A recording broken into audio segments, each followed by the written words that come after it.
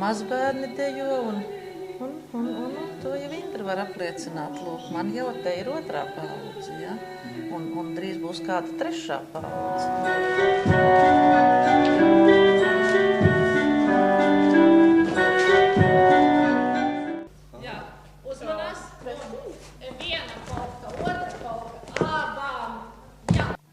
Ļoti lielu lomu ieņēma deju kolektīvs Vizbolīti, kurās arī dejoja, un kam ir ļoti liels nopelns visā šajos 3 gados, un bez kura es pat nevarētu iedomāties dzīvi Siguldas ģimnāzijā mācības.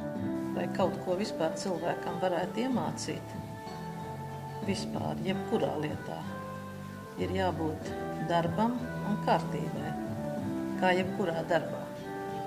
Es domāju, arī vēlēšanās vēl to darīt. Jā.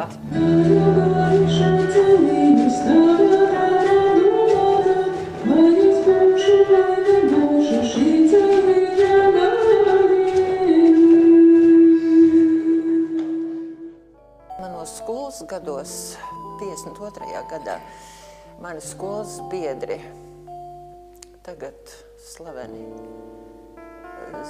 zinātnieki, fiziķi, Agris un Gailītis un Modris Gailītis piedalījās 1. fizikas olimpiādē Rīgā, ieguva laureātu diplomus un atveda skolai kausu.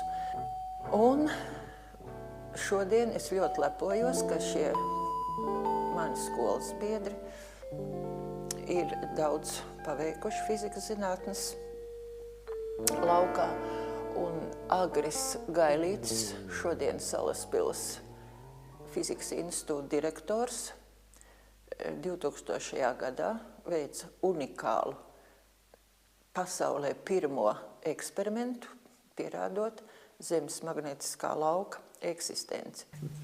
Tajos laikos man ir bijuši tādi gadījumi, kad pienāk pie manis ap lieldienu laiku meitenīt un velk no kabatas un rāda man raibu lieldienu olīm. Paskatieties, cik skaista. Es teicu, bet tu vāc kabatā pakaļ un nerāda nevienam, mammai būs slikti.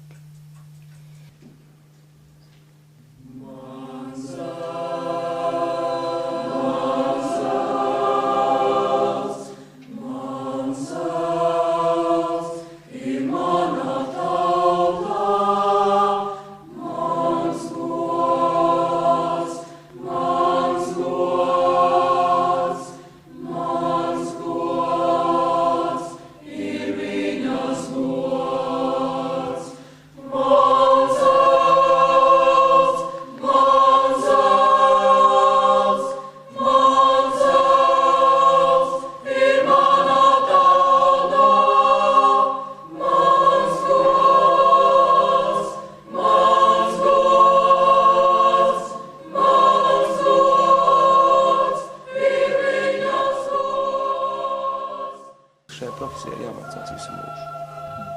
Nevar pateikt, ka tas ir visās profesijās, bet diriģēšanā, kodiriģēšanā un īpaši kora mūzikā, un vien jauni darbi ir.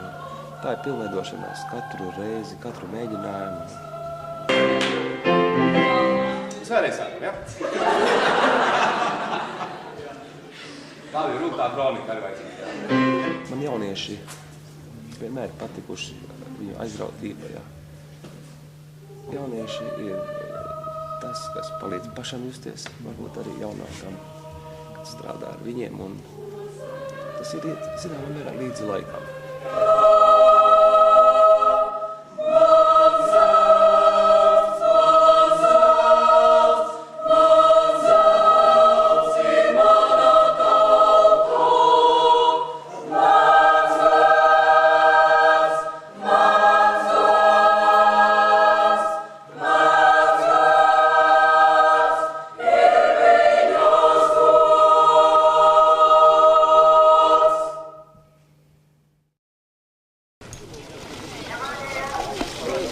Pēdējie mirkļi, kas pieder Jānim.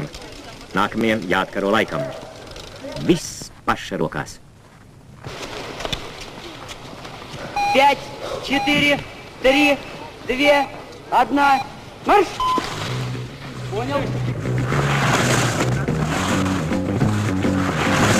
Ziemas vienmēr labā atmiņā ir ar to, ka Siguldā bija visi laukumi bija nolieti ar ledu.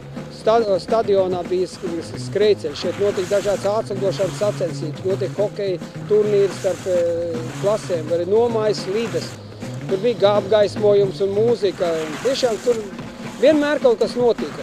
Un tie paši skolotāji jau arī bija tie, kas organizēja un piedalījās kalnu slēpšanas sacensībās, kas pārsvarā toreiz notika vai nu Klaukās vai Pirtnieku trasē.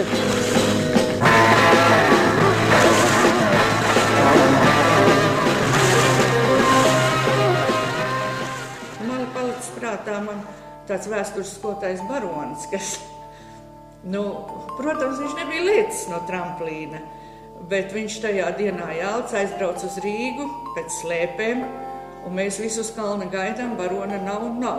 Beidzot nāk. Protams, ne jau slaloma slēpes, bet parastās slēpes. Augšā uz tramplīnu nāk lejā. Katra kājas savu pusi, un tā lekšana taču bija tāda, ka tomēr bija jāpieprot. Visa klase stāvēja lejā un gaidīja, ka noķertu skolotāju, lai viņš kaut ko nesasistu, nesalaustu. Nenotika nekas tāds. Mūsu laikos vispirms jau sports kā tāds bija populārs, jo nebija arī tās izklaides tik daudz. Bet tieši runājot par Siguldas skolu, tur vispirms bija leģendārs skolotājs Zigurds Reinhards, kas jau 1. septembrī ierodoties skolā jau visi gāja no aktu zāles pie logiem skatīties uz stadionu, jo tas bija perfekti sakopts. Līnijas bija savilktas un bija uzvilkts skolas logo Siguldas 1. vidusskolas stadionu galā. Un tas stadions, cik es atceros, bija novērtēts kā kaut kāds 1. trīnieka vai 4. labākais sporta stadions, skolas stadions Padomju Savienībā.